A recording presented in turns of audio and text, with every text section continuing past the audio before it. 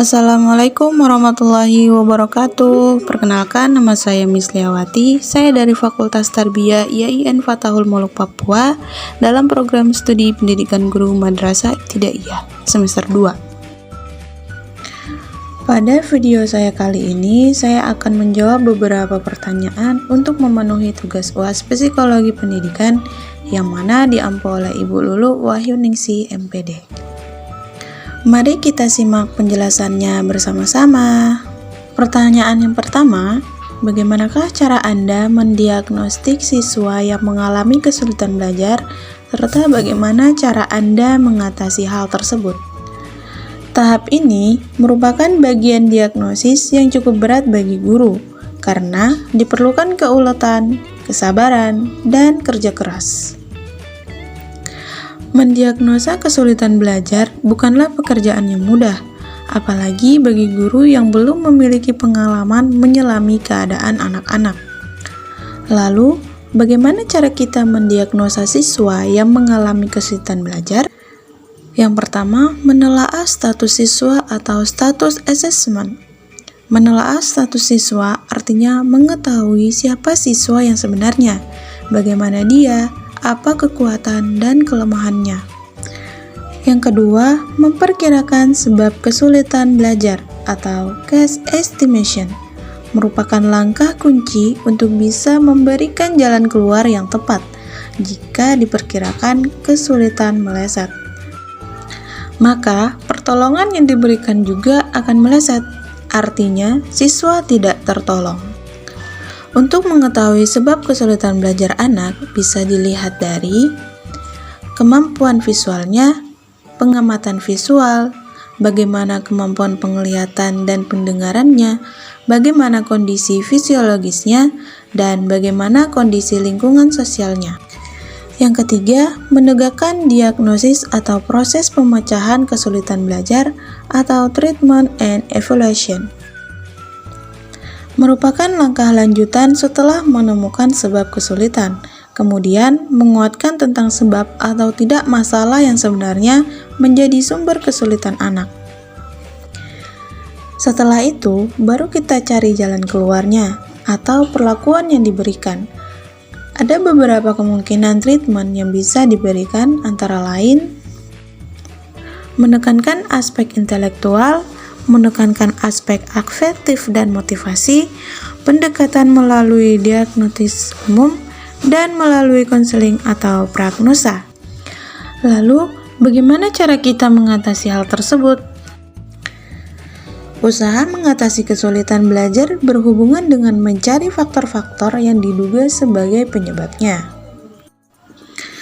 Secara garis besar, langkah-langkah yang perlu ditempuh dalam rangka mengatasi kesulitan belajar anak didik dapat dilakukan melalui 6 tahap. Yang pertama, pengumpulan data. Untuk menemukan sumber penyebab kesulitan belajar, diperlukan banyak informasi. Untuk memperoleh informasi, perlu diadakan pengamatan langsung terhadap objek yang bermasalah. Usaha yang dapat dilakukan dalam pengumpulan data bisa melalui kegiatan sebagai berikut. Yang pertama, interview atau wawancara. Baik wawancara terhadap anak sendiri, guru, orang tua, atau keluarga yang mengetahui banyak hal tentang anak. Yang kedua, observasi atau pengamatan dilakukan untuk melihat perilaku keseharian anak, baik dalam pergaulan ataupun dalam aktivitas belajar di kelas. Yang ketiga, dokumentasi. Dilakukan dengan mempelajari dokumen tentang anak seperti data diri, hasil tes IQ, hasil kemajuan belajar dari waktu ke waktu, serta data lainnya. Dan yang keempat, kunjungan rumah.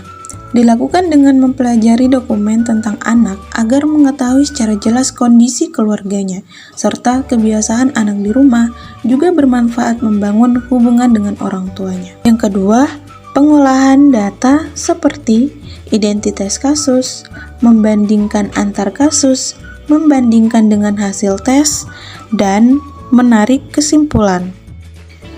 Yang ketiga, menegakkan diagnosis. Diagnosis adalah keputusan atau penentuan mengenai hasil dari pengolahan data. Yang keempat, prognosis. Keputusan yang diambil berdasarkan hasil diagnosis menjadi dasar pijakan dalam kegiatan prognosis. Yang kelima, treatment adalah perlakuan.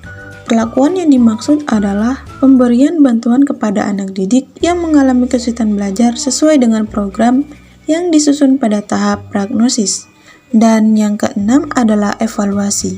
Evaluasi di sini dimaksud untuk mengetahui apakah treatment yang telah diberikan berhasil dengan baik. Soal yang kedua, dari beragam macam teori pembelajaran yang telah dipelajari, menurut Anda, manakah yang sebaiknya diterapkan guna mempersiapkan siswa menghadapi era revolusi 4.0?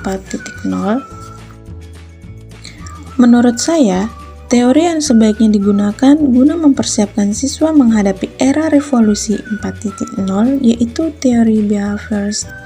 Sebab teori behavioristik mempunyai pengaruh yang sangat besar terhadap masalah belajar, di mana belajar dimaknakan sebagai latihan pembentukan hubungan antara stimulus dan respon. Dan teori behavioristik memandang bahwa belajar adalah perubahan perilaku yang dapat diamati dan dikukur. Pertanyaan yang ketiga, bagaimana cara Anda memberikan saran kepada orang tua dan siswa agar potensi kerja otak dapat berkembang maksimal? Yang pertama, belajar sebanyak mungkin. Semakin banyak hal-hal baru yang kita pelajari, maka akan semakin mencerdaskan otak kita. Yang kedua, belajar membaca cepat. Membaca merupakan kegiatan belajar yang sangat efektif untuk meningkatkan kecerdasan otak. Salah satu teknik membaca yang dapat meningkatkan kecerdasan otak yaitu dengan teknik membaca cepat. Dan yang ketiga adalah sarapan. Sarapan pagi menjadi asupan gizi pertama untuk melakukan aktivitas di siang hari. Sarapan telah terbukti meningkatkan daya konsentrasi, kinerja mental, serta mood kita. Selanjutnya, pertanyaan yang keempat. Dalam kelas, terdapat satu siswa yang menderita keterlambatan belajar. Bagaimana cara Anda menangani proses pembelajaran agar kebutuhan siswa dapat dipenuhi? Yang pertama, menerapkan metode tertentu kepada anak yang lambat memahami pelajaran. Yang kedua, memilihkan tempat duduk yang tepat. Yang ketiga, teman sebangku yang cerdas dan penolong. Dan yang keempat, konsultasi dengan orang tua anak atau siswa.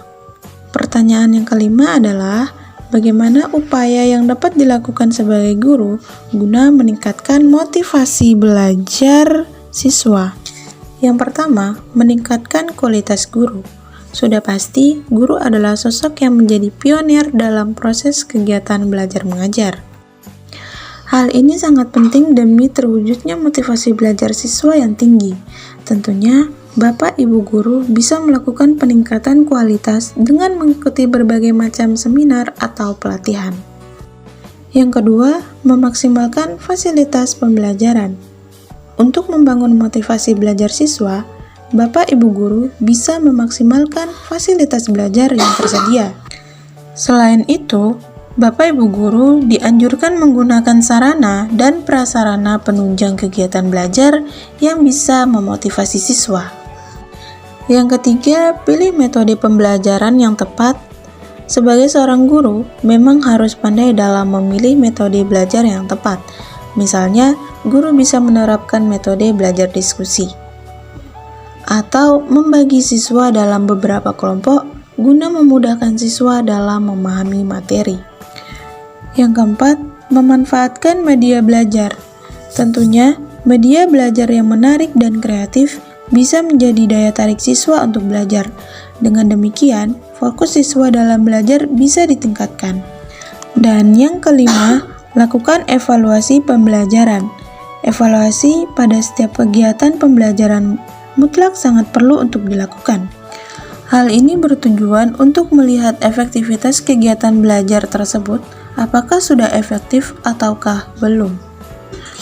Demikianlah jawaban-jawaban yang dapat saya berikan. Wassalamualaikum warahmatullahi wabarakatuh. Thank you for watching.